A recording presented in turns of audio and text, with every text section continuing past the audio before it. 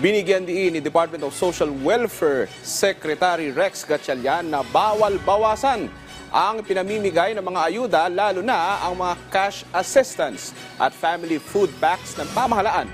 Ayon sa kalihim, may karampatang parusa ang mahuhuli at mapapatunayang lumabag dito.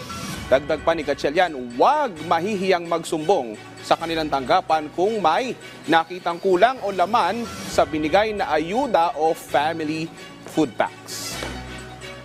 We will file the appropriate charges kung ano yung pinaka-severe na pwede namin ikaso. Yun ang gagawin natin. Kasi yung mga fixers na kumakaltas sa mga ayuda na ibinibigay ng DSWD, well, the stiffest criminal penalties will apply.